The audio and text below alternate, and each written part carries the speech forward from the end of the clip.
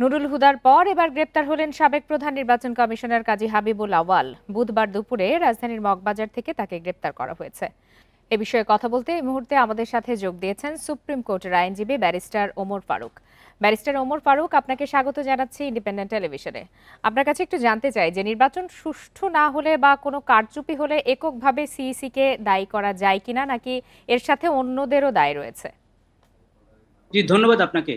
আমি শুরুতেই ধন্যবাদ জানাই বাংলাদেশের এখন সবচেয়ে বড় দল বিএনপি কে, যারা সুনির্দিষ্ট অভিযোগ এনে মামলা মামলা করেছে। এবং আমি অভিনন্দন জানাই মেট্রোপলিটন পুলিশ বা যারা গ্রেপ্তার করেছে অতি তড়িৎ এই হাবিবুল আওয়াল সাহেবকে। একটি স্বাধীন সাংবিধানিক সংস্থাকে 2014, 2018, 2024 সালে এরা কলঙ্কিত করেছে। শুধু কলঙ্কিতই করেনি, বাংলাদেশের 18 কোটি মানুষের সাথে প্রতারণা করেছে। 10 কোটি ভোটার, আমি যদি ভুল না করে থাকি, তাদের সাথে দারুণ বিশ্বাসঘাতকতা এরা করেছে। এদের কর্মকাণ্ডের কারণে বাংলাদেশের গণতন্ত্র মুখ থুবড়ে পড়েছে এবং পৃথিবীর কাছে বাংলাদেশের ভাবমূর্তি একদমই নিচে চলে গিয়েছে। অর্থাৎ আমরা গণতন্ত্রহীন রাষ্ট্র হিসেবেই সারা পৃথিবীতে প্রতিষ্ঠিত হয়েছি, যেখানে ভোটাধিকার ছিল না। অর্থাৎ এই সাংবিধানিক স্বাধীন এই প্রতিষ্ঠানকে তারা যেভাবে কলঙ্কিত করেছে, যেভাবে দায়িত্ব পালন করার কথা ছিল তার বিপরীত দায়িত্ব পালন করেছে।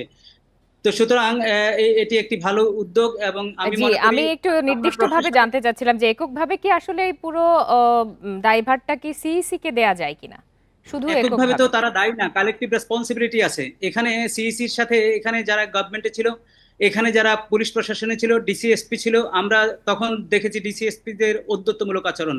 সেই ঔদ্ধত্যমূলক আচরণের লাগাম টানতে পারেনি এই সিইসি।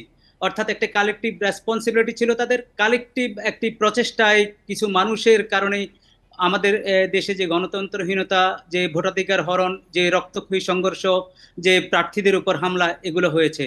অর্থাৎ আমরা মনে করি, সাধারণ মানুষ মনে করতো যে এদের আর কখনো বিচার হবে না, এরা এত ক্ষমতাশালী, এদের বিচারের কাঠগড়ায় কেউই দাঁড়া করাতে পারবে না।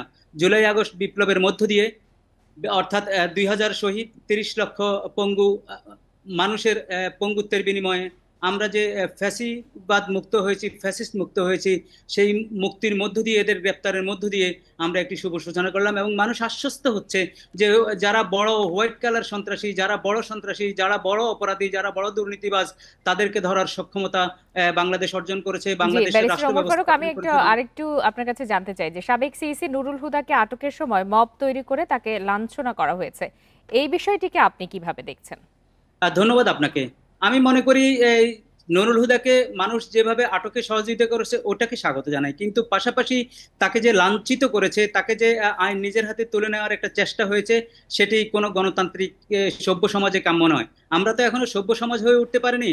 আমাদের দীর্ঘদিনের অসভ্য সমাজ, অসভ্যতামি এবং মানুষের ঘৃণা, ক্ষোভ আমরা যেভাবে লালন করে এসেছি, অর্থাৎ এই অপরাধগুলোকে অ্যাড্রেস না করার ফলে সাধারণ মানুষের ভিতরে যে ক্ষোভ তৈরি হয়েছে, সেই ক্ষোভের বহিঃপ্রকাশ, এগুলো কাম্য নয় কোনো গণতান্ত্রিক সমাজে।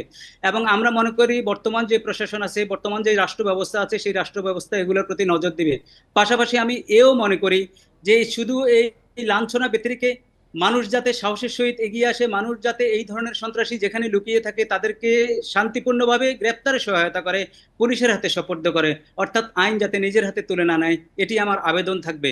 আর এটি কমবে তখনই যখন প্রশাসন সঠিকভাবে কাজ করে এই ধরনের বড় সন্ত্রাসীদেরকে গ্রেপ্তার করতে তৎপর হবে এবং দৃশ্যমান গ্রেপ্তারের মাধ্যমে, দৃশ্যমান বিচারের মাধ্যমে এই মব জাস্টিসগুলো আস্তে আস্তে কমে যাবে বলে আমি মনে করি।